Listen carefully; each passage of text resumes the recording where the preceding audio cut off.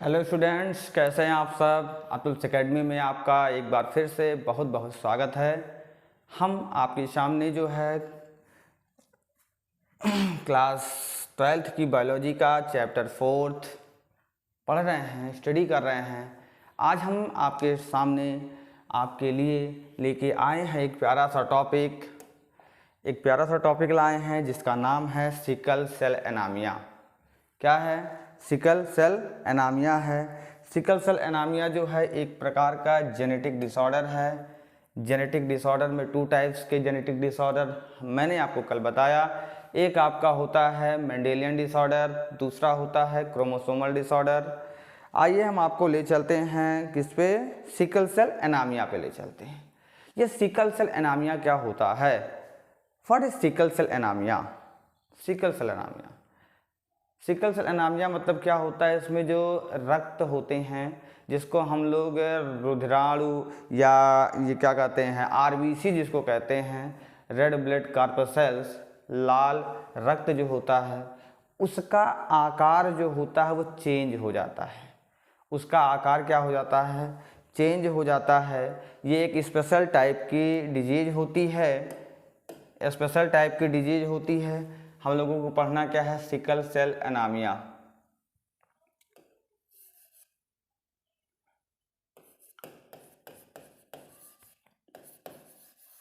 Sickle cell anaemia, ठीक। ये होता किस में है? इसमें ये क्या एक प्रकार का क्या होता है? अच्छा, सिकल सेल एनीमिया को जो है सबसे पहले ये जान लीजिए कि इसकी डिस्कवरी किसने की थी। सबसे पहले इसको ऑब्जर्व किसने किया था? सबसे पहले इसको ऑब्जर्व जो है जेम्स हेरिक ने किया था। किसने किया था? जेम्स हेरिक ने किया था। इसको जो है सबसे पहले ऑब्जर्व जेम्स हेरिक ने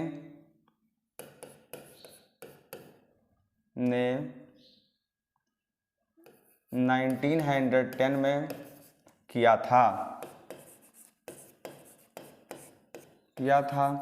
ये एक प्रकार का क्या होता है? ऑटोसोमल रेसेसिव डिजीज होता है। क्या होता है? ऑटोसोम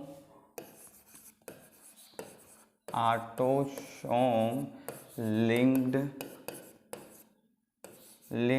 रेसेसिव डिजीज होता है। रेसेसिव डिजीज होता है। कैसा डिजीज होता है? ऑटोसोमल मीन्स या क्या होता है? अगर इसमें बीमारी पाई जाएगी तो जो 22 नंबर ऑफ पेयर्स के जो क्रोमोसोम्स हैं उसी क्रोमोसोम्स में क्या होगा? डिफेक्ट होगा या बदलाव होगा। इसी क्रोमोसोम्स में से क्या होगा? बदलाव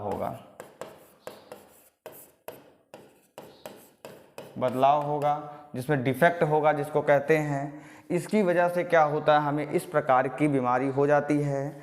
आप सभी जानते होंगे कि जो ह्यूमन का जो ब्लड होता है, जो रेड ब्लड सेल्स होता है, मान लीजिए इसको हम लोग जो है आरबीसी बोलते हैं। आरबीसी का पूरा नाम क्या होता है? आरबीसी का पूरा नाम जो होता है रेड ब्लड कॉर्पसेल्स बोलते हैं या रेड ब्लड सेल्स बोलते हैं, ठीक है। कॉर्पसेल्स जो होती है वो, इसका शेप कैसा होता है? इसका आकार ऐसे होता है, ऐसे इसका शेप होता है, ठीक, जैसे एक टैबलेट के जैसे होता है, ठीक। इसका आकार जो है ऐसे सुंदर सुंदर दिखता है।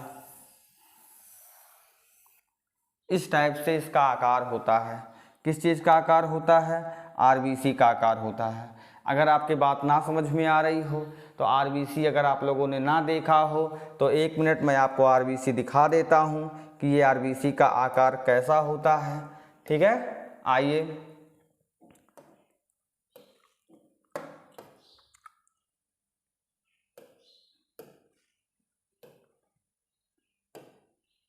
आरबीसी शेप मैं आपको दिखाता हूँ कि आरबीसी का शेप कैसा होता है। ये देखिए किस तरीके से आरबीसी का शेप है। आरबीसी का शेप जो है आपको देखने को मिलेगा किस तरीके से ये आरबीसी का शेप होता है। ये देखिए, that is shape of RBC. किस चीज़ का शेप है ये आरबीसी का शेप है। ठीक है, ये है दिस इज आरबीसी, जिसको हम लोग जो है रेड ब्लड सेल्स कहते हैं। ठीक है, रेड ब्लड सेल्स बोलते हैं। ये हमारी आरबीसी है। इस आरबीसी में होगा क्या, इस आरबीसी में हीमोग्लोबिन प्रेजेंट होता है। क्या होता है, हीमोग्लोबिन होता है। हीमोग्लोबिन जो होता है 2 वर्ड से मिलके बना होता है, हीम प्लस ग्लोबिन, जिसका मीन्स होता है, हीम मीन्स होता है फेरिक, फेरिक मीन्स होता है आयरन। जिन बॉडी में अंदर, जिन ह्यूमंस में, जिन पर्सन्स में हीमोग्लोबिन मीन्स फेरिक आयरन की क्वांटिटी बहुत ज़्यादा होती है, उन्हें कभी भी हीमोग्लोबिन उनकी डाउन नहीं होती है। और जिनकी हीमोग्लोबिन जो होती है डाउन नहीं होती है, कभी भी उनको ऑक्सीजन लेवल कम उनका नहीं होता है, क्योंकि यही हीमोग्लोबिन जो होता है, यही हीमोग्लोबिन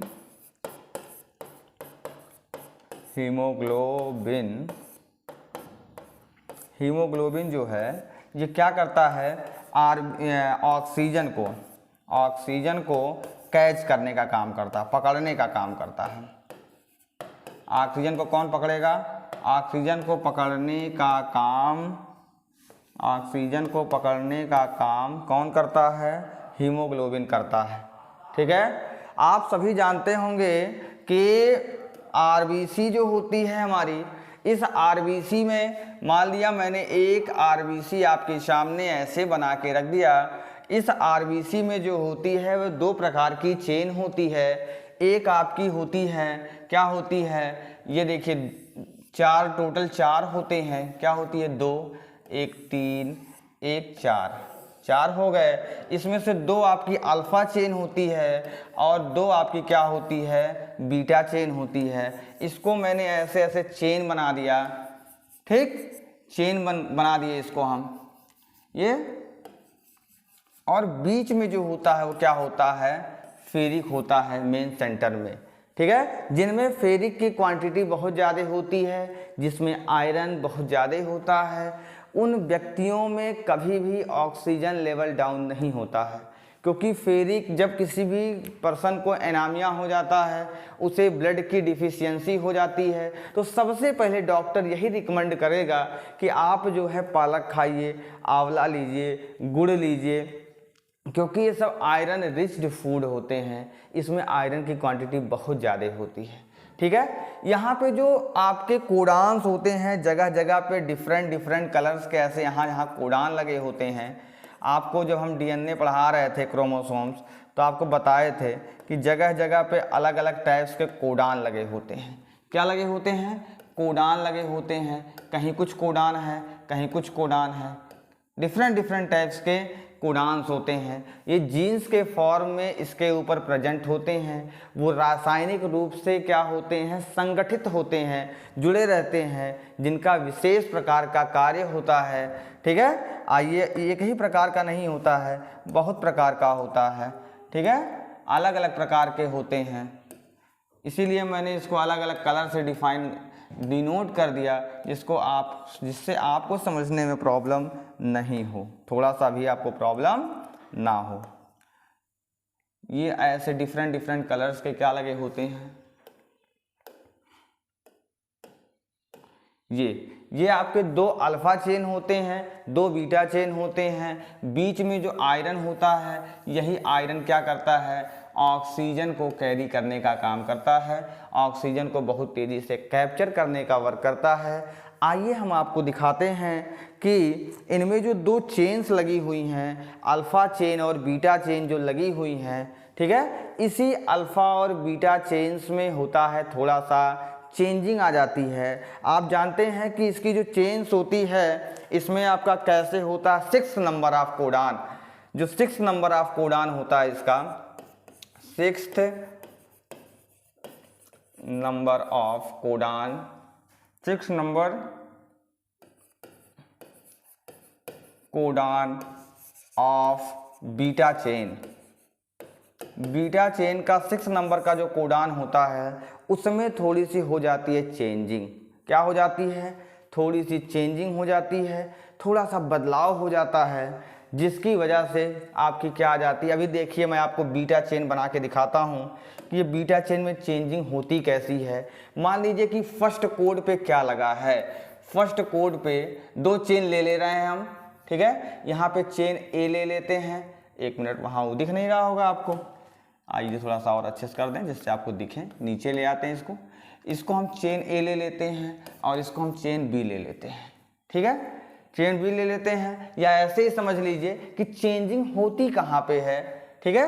मान लीजिए बी छोड़िए, यहाँ पे फर्स्ट नंबर कोड पे क्या पाया जाता है, आपका वैलीन पाया जाता है, ठीक है। सेकंड नंबर कोड पे जो है आपका हिस्टिडीन पाया जाता है, HISTI हिस्टिडाई यानी हिस्टिडीन पाया जाता है। थर्ड नंबर कोड पे आपका क्या पाया जाता है, ल्यूसीन पाया जाता है, ल्यूसीन पाया जाता है। फोर्थ नंबर कोड पे आपका क्या होता है, थ्रियोनीन पाया जाता है, थ्रियोनीन होता है। Valine, histidine, leucine, threonine. और फिफ्थ नंबर कोड पे आपका क्या होता है, प्रोलीन होता है,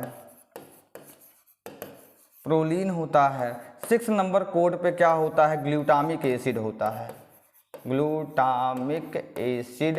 ये नॉर्मल कंडीशन में ऐसा होता है, नॉर्मल कंडीशन में। 7th नंबर कोड पे फिर से ग्लूटामिक एसिड होता है, ठीक है, फिर से ग्लूटामिक एसिड पाया जाता है। तो इस तरीके से क्या होते हैं, कंटिन्यूसली जो आपके कोड होते हैं, ये कोड पे सारी चीज़ें कंटिन्यूसली पाई जाती हैं, लगी होती हैं। जैसे मैंने आपको पीछे ये बनाया था, ठीक है, ये जो मैंने बनाया था लाइन से टिक टिक टिक टिक टिक, अलग अलग कलर से मैंने डिफाइन किया था। तो बीटा चेन जो हमारा है, ये जो मेरा बीटा चेन है, इसी बीटा चेन की जो कोड है, उसी कोड में हो जाते हैं बदलाव। क्या हो जाते हैं, बदलाव हो जाते हैं। बीटा चेन के ही फर्स्ट नंबर पे क्या होता है, वैलीन होता है, सेकंड पे हिस्टिडीन होता है, थर्ड पे ल्यूसीन होगा, फोर्थ पे थ्रियोनीन होगा, एंड फिफ्थ पे प्रोलीन होगा, एंड सिक्स्थ पे ग्लूटामिक एसिड होगा, एंड सेवंथ पे ग्लूटामिक एसिड होगा। सेम चीज जब हम क्या होता है, बदलाव होता है, तो यहाँ पे वैलीन रहेगा, वैलीन होगा। सेकंड नंबर पे क्या होगा, हिस्टिडीन होगा, हिस्टिडीन होगा। थर्ड नंबर पे क्या होगा आपका, ल्यूसीन होगा, ल्यूसीन होगा। फोर्थ नंबर पे क्या होगा, थियोनीन होगा, थियोनीन पाया जाएगा। 5th नंबर पे क्या होगा आपका, प्रोलीन होगा, प्रोलीन होगा। लेकिन लास्ट में क्या होगा, यहाँ पे क्या आ जाएगा, वैलीन आ जाएगा, वैलीन होगा, रिप्लेस हो जाएगा। और 5th नंबर पे क्या आ जाएगा आपका, ग्लूटामिक एसिड, ग्लूटामिक एसिड, ठीक है। यहाँ पे खेला कहाँ हो जा रहा है, कहाँ पे गेम हो जा रहा है, आइए मैं दिखाता हूँ आपको। मैं बताया था कि 6th नंबर कोडान जो है वो ग्लूटामिक एसिड होता है, और यही चेंज हो करके वैलीन में कन्वर्ट हो जाता है। किसमें कन्वर्ट होता है, वैलीन में कन्वर्ट हो जाता है। जब 6th नंबर ऑफ कोडान का जो एसिड है, जो ग्लूटामिक एसिड होती है, यही ग्लूटामिक एसिड चेंज हो करके वैलीन में कन्वर्ट हो जाती है। और कन्वर्ट होने के बाद होता क्या है, होता क्या है, हमारे जो बॉडी में जो आरबीसी होती है, आरबीसी जो होती है, आरबीसी में जो रेड कलर की जो सेल्स होती है, मान लिया मैंने ये आरबीसी बना दिया, रेड कलर से मैंने बनाया, ठीक है। ये आरबीसी का शेप जो है अब चेंज हो जाएगा। ये आरबीसी का शेप ऐसे ऐसे ऐसे ऐसे, जैसे आपने गेहूं काटते हुए हंसिये को देखा होगा, जो दांती वाली हंसिया होती है, सिकल, जिसको इंग्लिश में सिकल कहते हैं, ऐसे सिकल शेप का हमारी बॉडी का जो आरबीसी होता है उसका शेप चेंज हो जाता है। अब इसमें क्या होता है, वैलीन बनाने की वजह से 6 नंबर पे जो वैलीन बन रहा है, इसी वैलीन बनने की वजह से सोच लीजिए आपकी बॉडी में एक केमिकल में चेंजिंग आई है। एक केमिकल्स के चेंजिंग आने से क्या हो गया, आपको सिकल सेल एनीमिया हो गया, आप डिजीजफुल हो गए। अब आपकी बॉडी में क्या हो गया, ऑक्सीजन की डिफिशियंसी होगी, क्योंकि आपकी बॉडी का जो आरबीसी का सेल था वो अब नॉर्मल नहीं रहा। ठीक, आपकी बॉडी में क्या होता है, जो आपका बीटा ग्लोबिन चेन होता है, बीटा ग्लोबिन चेन के 6 नंबर ऑफ कोडान पे ग्लूटामिक एसिड की जगह पे क्या आ जाता है, वैलिन आ जाता है। वैलिन में चेंज होने की वजह से, होने के कारण क्या होता है, आपके आरबीसी का शेप चेंज हो जाता है और वहाँ पे अब फॉल्टी प्रोटीन बनाना स्टार्ट करता है, क्योंकि प्रॉपरली ये क्या प्रोटीन, अच्छी प्रोटीन बनाता था तो ऑक्सीजन को कैरी करता था, ऐसे कैप्चर करता था। लेकिन जब यही प्रोटीन जो है फॉल्टी बनाने लगा, फॉल्टी मीन्स जो है गंदा या बुरा, ऐसा प्रोटीन बनाने से क्या होगा, आपकी बॉडी में सिकल सेल से आप अफेक्टेड हो जाएंगे, पूरी तरीके से आप रोग से ग्रसित हो जाएंगे। ठीक है, ये आपका आरबीसी था। इसको सबसे पहले जेम्स हैरिक ने 1910 ईस्वी में इसको सबसे पहले ऑब्जर्व किया था अब, और इन्होंने पब्लिश किया था। ये एक क्या थे, फिजिशियन थे। क्या थे, ये एक फिजिशियन थे, फिजिशियन क्या थे, एक प्रकार के, ये प्रकार के एक फिजिशियन थे जिन्होंने सबसे पहले बताया कि ये ऑटोसोम क्रोमोसोम्स पे पाया जाता है, ये सेक्स रिलेटेड डिजीज नहीं होती है। ठीक, जेनेटिक डिजीज है बट ये सेक्स रिलेटेड डिजीज नहीं होती है। ठीक है, कैसे कोई सिकल सेल से क्या हो जाता है, ग्रसित हो जाता है। ठीक है,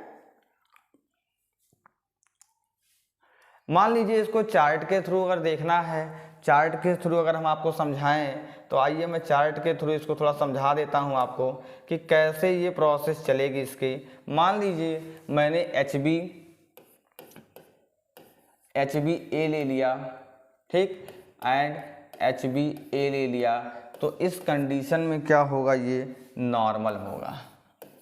क्या होगा, ये नॉर्मल होगा। मान लिया मैंने HbS ले लिया एंड HbS ले लिया, तो जहाँ दोनों SS हो गए तो ये क्या हो गए, सिकल सेल डिजीजफुल हो गए।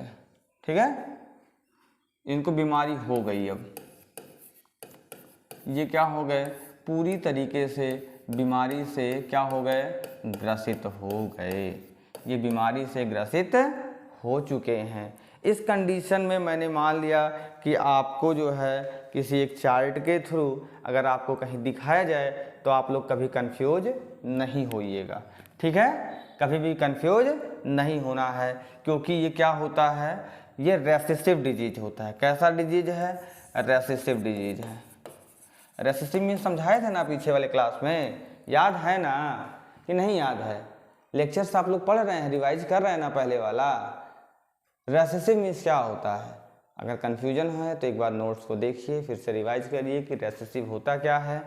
मीन्स डोमिनेंट डिजीज नहीं है। मान लीजिए कैपिटल ए होगा तो ये नॉर्मल कंडीशन में होगा, कैपिटल ए स्मॉल एस होगा तो ये कैरियर होगा, पूरी तरीके से डोमिनेंट नहीं होगा। मीन्स बॉडी के ऊपर सिकल सेल्ड हॉबी नहीं होगा। लेकिन जब दोनों HB पे क्या आ जाएगा, SS आ जाएगा, तो सिकल सेल्ड बीमारी से ग्रसित हो जाएगा। ठीक है, पूरी तरीके से क्या हो जाएगा, बीमारी से ग्रसित हो जाएगा। ठीक है, इसके बाद आपके जो है बुक में, आपके बुक्स में दिया होगा, क्या दिया होगा, एक नेक्स्ट टॉपिक आपका है फेलिन कीटोनीरिया है। फेलिन कीटोनीरिया जो होता है वो क्या होता है, फेलिन कीटोनीरिया, चलिए आपको इसको हम नेक्स्ट लेक्चर में पढ़ाते हैं। फेलिन कीटोनीरिया है, थैलेसीमिया है। ठीक है, 2-3 डिजीज 4 डिजीज बचे हुए हैं जिसको हम आपको नेक्स्ट लेक्चर्स में आपको एक्सप्लेन करेंगे। क्लियर? तब तक के लिए जो है आप वीडियो को रिवाइज करते रहिए, देखते रहिए और अपना प्यार जो है अतुल्स एकेडमी क्लासेस के साथ शेयर करते रहें। ओके, धन्यवाद, बाय बाय।